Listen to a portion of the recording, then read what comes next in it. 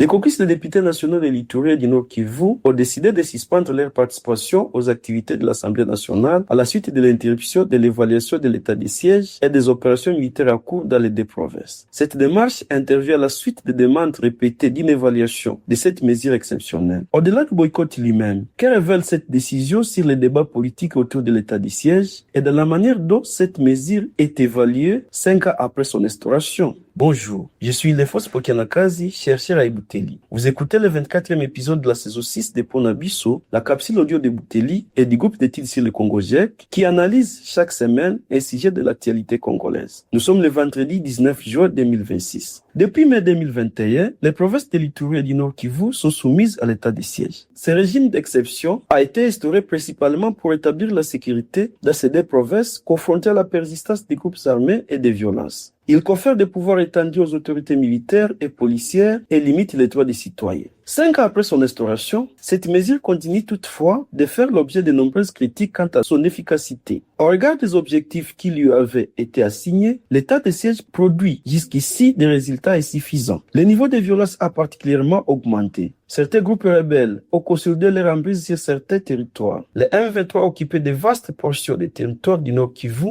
et du Sud Kivu, tandis que les forces démocratiques alliées EDF continuent à perpétrer des massacres contre les civils. Les groupes armés de la Convention pour la Révolution populaire CRP et de la Coopérative pour le développement du Congo CODECO sont tout aussi actifs en Ituri. À dépit de ces bilans négatifs, le Parlement congolais a tout de même prorogé cette mesure près de 130 fois, souvent sans débat de fond. En août 2023, alors que les incidents sécuritaires dans les territoires sous état de siège avaient doublé par rapport à la période précédente l'instauration de cette mesure, le président de la République avait convoqué une table ronde afin d'évaluer les résultats. 195 des 196 participants, y compris les élus des provinces sous état de siège, s'étaient prononcés en faveur de sa levée. 3 ans plus tard, cette recommandation reste lettre morte. Lors de la 127e prorogation de l'état de siège à l'Assemblée nationale à ce mois de juin, les élus des provinces concernées ont demandé la tenue des débats de fond sur l'évaluation de cette mesure avant toute nouvelle prorogation. Souhaitant expédier la question comme d'habitude, le bureau de la Chambre basse n'a pas accédé à la demande. Les députés ont alors opté pour le boycott de toutes les activités parlementaires. La démarche des députés de l'Ituri et du Nord Kivu traduit la frustration face à l'absence d'une réévaluation approfondie de l'état de siège. Elle constitue également une pression sur les bureaux de l'Assemblée nationale et sur le gouvernement. Sa portée immédiate reste toutefois symbolique. D'une part, les élus concernés sont moins nombreux au sein de l'Assemblée nationale.